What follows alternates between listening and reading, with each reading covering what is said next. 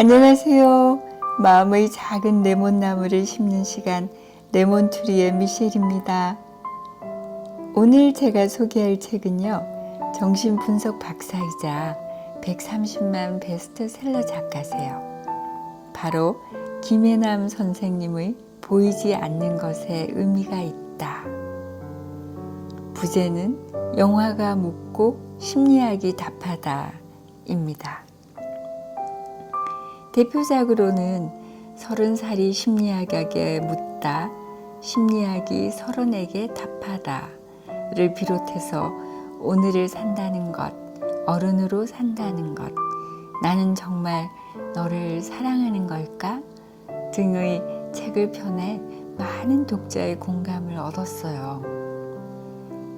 오늘 소개하는 책에서는요, 영화 속 인물의 심리를 분석하면서 우리의 마음을 비추어 보는데요. 영화 속 이야기가 던지는 질문에 심리학이 삶의 답을 건네는 책이죠. 김혜남 선생님은 오랫동안 사람들의 내면을 들여다보며 겉으로는 잘 드러나지 않는 감정과 관계의 뿌리를 짚어왔습니다. 이번 책에서도 작가는 같은 시선을 유지해요.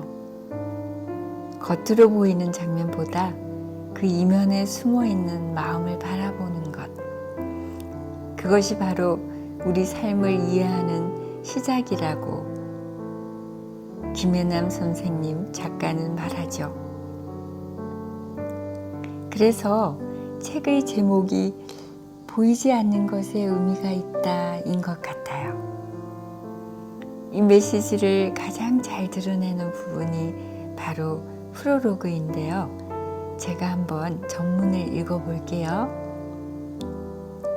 보이지 않는 것에 의미가 있다. 사람의 마음은 뇌에 있을까? 심장에 있을까? 생각과 감정은 사실상 뇌에서 처리하는 영역이라는 것이 이젠 꽤 보편적으로 알려졌지만 우리는 여전히 마음을 가슴팍에서 어루만진다. 마음이 우리 신체 어느 부위에 걸쳐져 있든 그 크기가 얼마나 크고 작든 결국 사람들은 보이지 않는 그것이 우리의 삶을 연주한다는 것을 알고 있다. 그래서 가끔은 자신의 내면을 들여다보면서 마음을 찾아 부드럽게 매만지고 따뜻하게 덮여주며 상처난 것도 치유해주는 시간이 필요한 것이다. 사람의 마음은 수많은 갈등과 무의식의 산물이 얽혀 있어 그 자신도 명료하게 분류하여 정리할 수 없을 만큼 복잡하지만 여러 갈래의 실타래를 따라가면 결국 매듭이 풀리듯이 반드시 이유가 있기 마련이다. 정신분석은 그런 사람의 생각과 감정, 행동, 무엇보다 사람의 동기를 다루면서 꿈과 현실, 이성과 감정, 이미지와 단어의 경계에 초점을 맞추어 내면을 더듬고 살핀다. 우리가 자신의 내면에서 각자의 해답을 찾고 편안하고 행복해질 수 있는 길을 발견하도록 돕는 길잡이 역할인 셈이다. 살다 보면 내 마음인데도 내가 잘 모를 때가 있고 내 마음과는 달리 충동적인 행동이 튀어나올 때도 있다. 내가 나쁘거나 부족해서가 아니라 어떤 사람이든 머리와 마음이 따로 움직이는 일을 경험한다. 그런 우리의 내면을 조금이라도 알기 위해 노력한다면 적어도 마음을 전혀 모를 때보다는 해결점이 보이기 시작한다. 그래서 우리는 정신분석이라는 렌즈를 사용하는 것이다. 영화는 허구이지만 궁극적으로 사람의 이야기를 다룬다. 정신분석을 통해 영화를 바라보면 영화 속 인물의 과거 심리 상태나 미래를 예측해 볼 수 있고 인물의 성격과 내면을 실제 우리가 겪는 세계에 적용해 보게 되기도 한다. 이것은 해당 인물과 이어지는 대화인 동시에 나 자신과의 대화이다. 그들과의 공감과 이해, 얽혀있는 문제의 발견과 치유가 결국 내 삶에 겹쳐지는 순간들을 발견하기 때문이다. 그런 점에서 영화와 정신분석은 닮아있다. 그러나 영화를 분석하는 일은 좀 더 복잡한데 영화가 갖고 있는 복합성과 동시성, 시대성 등을 고려해야 하기 때문이다. 좋아하는 영화를 여러 번 반복해서 볼 때 그 영화를 처음 봤을 때는 보이지 않던 것이 두세 번 반복하니 보이게 되는 경험을 한 번쯤 해보았을 것이다. 영화 예술에 대한 정신분석학적 고찰과 함께 영화가 담고 있는 또 다른 이면을 들여다본다면 영화를 한층 새로운 관점에서 이해하는 깊이와 즐거움도 더해질 것이다. 물론 분석적인 관념만 따라가느라 영화 자체의 즐거움을 놓치는 우를 범하지 않도록 주의하면서 말이다. 이 책은 내가 병이 나기 전까지 영화를 보며 썼던 글이다. 내가 건강하던 40대의 감성이 묻어나는 글을 지금 다시 보니 참 좋다. 처음 영화에 대한 글을 쓰면서 정신분석학회에 공유하기 시작했는데 동료 정신과 선생님들의 반응이 뜨거웠다. 오래전부터 이 글을 출판하려고 했으나 영화를 통한 정신분석 이야기는 독자가 적다는 이유로 출간을 거절당했다. 영화는 사람들의 꿈과 환상, 인생에 대한 이해를 들여다볼 수 있을 뿐만 아니라 그것이 다시 영화를 보는 사람들의 마음을 움직인다. 이 책에서 영화를 통해 수많은 삶과 마음을 들여다보는 일이 지금의 우리를 되짚어보고 한 뼘 깊이 이해하며 각자에게 보이지 않던 소중한 것들을 발견할 수 있는 시간이 되기를 바란다.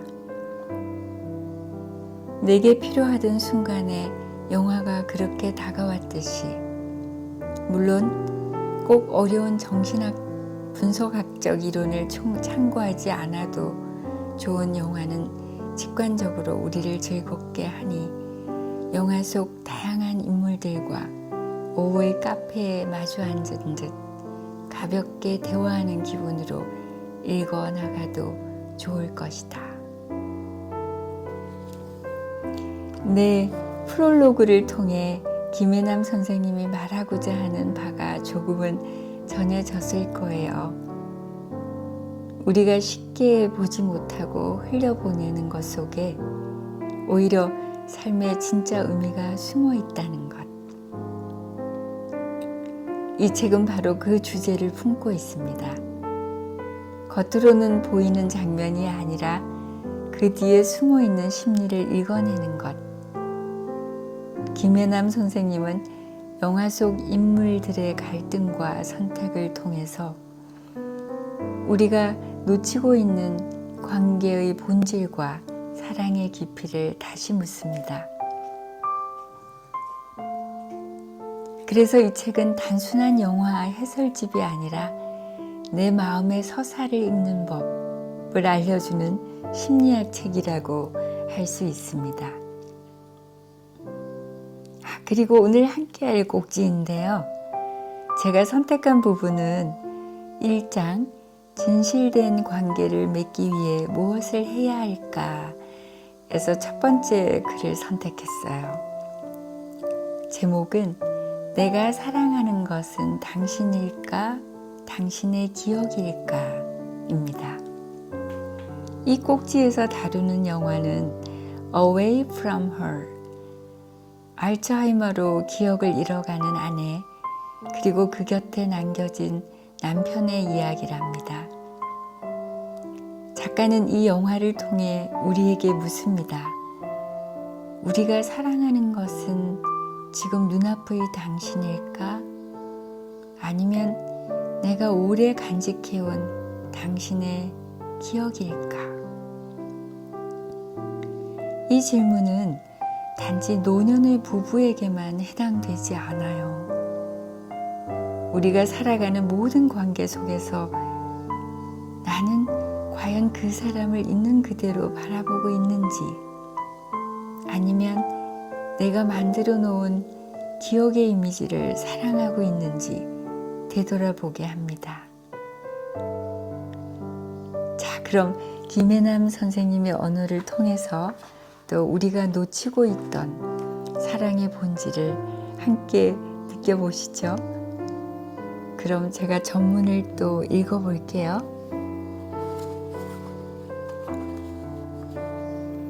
내가 사랑하는 것은 당신일까, 당신의 기억일까? 나라는 존재는 기억의 덩어리라고 할 수 있다. 내가 살아온 시간들의 기억들은 모래가 바위가 되고 퇴적층의 무늬를 만드는 것처럼 차곡차곡 쌓이고 뭉쳐 나라는 존재의 현재를 규정한다. 그리고 그 기억들은 현재의 내가 살아가는 방식과 내가 세상을 이해하는 방식에도 막대한 영향을 미친다. 내가 기억을 지니고 살아가는 게 아니라 사실상 기억이 나를 만들어 온 것이나 마찬가지다. 그런데 이런 소중한 기억들이 차츰차츰 사라져 간다면 어떨까? 처음엔 방금 있었던 일을 잊어버리나 싶더니 어느새 날짜와 장소를 기억하지 못해 길을 자주 잃고, 그러다 사랑하는 사람의 얼굴과 그와 나누었던 열정적인 사랑의 추억마저 공기 중으로 휘발되어 버린다면, 마침내 점차 아득히 먼 옛날의 기억 속으로 깊이 들어 어느덧 다른 사람의 손이 닿지 않는 자기만의 내적 세계에 갇혀버린다면, 어느 순간부턴가 사랑했던 연인과 가족마저 낯선 타인이 되어버리고 자신이 품고 있는 먼 기억 속으로 혼자 떠나버린다면, 영화 Away From Her는 알츠하이머에 걸린 한 노부부가 지켜낸 사랑에 대한 이야기다. 그랜트와 피오나는 결혼한 지 44년이 된 행복한 노부부였으나 이들의 말년에 불행의 그림자가 덮쳐오기 시작한다. 피오나의 뇌세포가 서서히 파괴되며 기억을 잃어가는 알츠하이머 증상이 나타나기 시작한 것이다.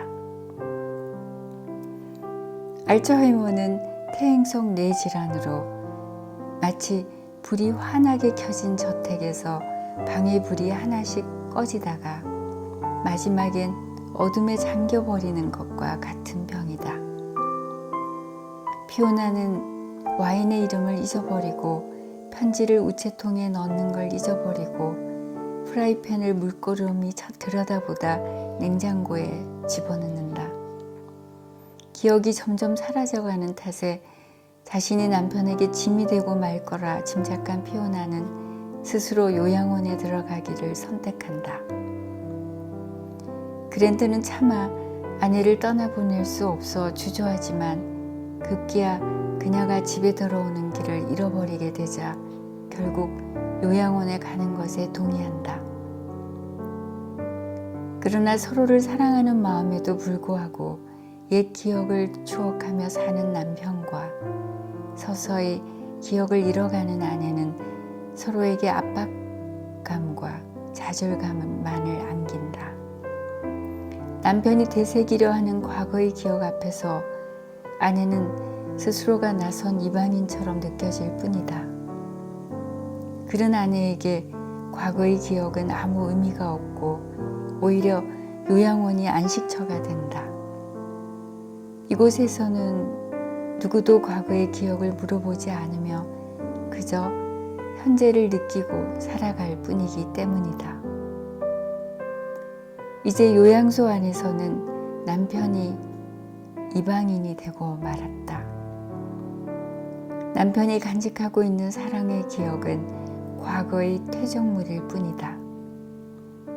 그는 현재라는 시간에 과거의 기억을 가지고 오는 침입자가 되어버렸다. 그렇게 기억이 사라져가던 피오나는 요양원에서 남편과 떨어져 있던 동안에 그를 잊은 채 다른 남자인 오브리와 사랑에 빠져버린다. 오브리 역시 치매에 걸려 세상과 동떨어져 지내던 중 피오나에게 반응을 보이며 두 사람은 점점 많은 시간을 함께 보내게 된다. 다른 남자를 사랑하며 멀어져가는 아내를 되찾고 싶은 그랜트에게 피오나는 말한다. 그 사람은 나를 혼란스럽게 하지 않아요. 전혀. 스위치가 꺼지듯이 기억의 방이 하나씩 사라져가는 부인에게 그 과거의 방으로 들어가야 기억을 회복시키려는 남편의 노력은 도리어 고문이었던 것이다. 그런데 피오나와 오브리에게 예기치 못한 일이 벌어진다. 그랜트와 마찬가지로 둘의 관계를 견디기 힘들었던 오브리의 부인이 그를 요양원에서 집으로 데려가는 바람에 두 사람이 생이별을 하게 된 것이다. 사랑하는 연인과의 이별은 알츠하이머 환자도 오열하게 만들었고 그 모습을 지켜봐야 하는 그랜트는 아내의 슬픔 앞에서 깊은 침묵에 잠긴다. 오브리와 헤어진 아픔에 피오나의 병은 더욱 급격히 진행되고 결국 그녀는 중환자 병동으로 옮겨진다. 결국 그랜트는 사랑을 잃은 아내의 병이 악화되는 걸 막기 위해 오브리를 다시 요양원에 데려오고자 고군분투한다. 이렇게 두 부부의 사랑이 서로 엇갈리고 교차되면서 영화는 노년의 외로움을 더 짙게 채색하고 있다. 그런데 마침내 그랜트가 오브리를 그녀 앞으로 데려오려는 순간 피오나의 기억 하나가 깜박이며 불이 들어와 남편을 알아보게 된다. 그녀는 그 순간 남편에게 고마움을 전한다. 날 버릴 수도 있었는데 지켜주어서 고마워요. 이 영화는 톨스토이의 단편소설 사랑은 무엇으로 사는가 라는 작품을 떠올리게 한다. 병들어 모든 기억을 잊어버린다 해도 인간의 뇌에 마지막까지 남는 기능 하나는 바로 사랑이 아닐까. 이 영화는 인간이 사랑으로 살아간다는 것을 알츠하이머라는 병을 통해 역설적으로 보여준다. 사랑과 돌봄은 아기가 생존하기 위한 가장 기본적인 관계 맺기다. 따라서 갓난아기처럼 퇴행한 알츠하이머 환자라 해도 사랑에는 반응하게 되는 듯하다. 이들은 지난 기억으로 서로를 헤집어 놓지 않고 그저 있는 그대로의 현재를 사랑하고 돌본다.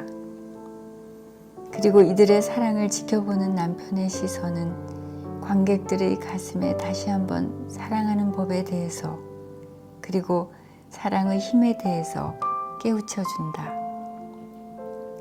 그랜트는 병든 아내를 끝까지 곁에서 지켜보고 지켜주며 진득한 애정을 드러낸다.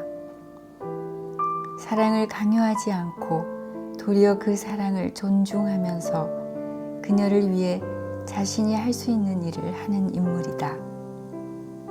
때로는 그녀를 자신에게서 떠나보내고 새로운 인생을 주기로 결심하는 것, 놓아주는 것도 그에게는 하나의 사랑이었다. 그랜트의 결심과 행동이 얼마나 어려운 방식의 사랑인지 알기에 이 영화가 이토록 가슴이 아린 것인지도 모르겠다.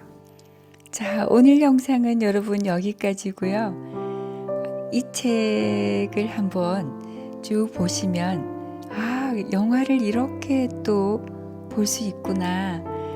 그래서 여러분의 마음에 그 서사를 읽는 법을 알려주는 심리학 책이라 제가 강추합니다. 그리고 또 이 책을 읽고 난 다음에 여러분이 평소에 좋아하시던 영화를 또 보시면 정말 새로운 관점으로, 시선으로 마음에 와닿을 거예요. 자, 그럼 여러분 저는 다음 달 셋째 주 8시에 또 좋은 책 준비해서 여러분 찾아뵐게요. 좋은 하루 보내세요. 감사합니다. 안녕히 계세요.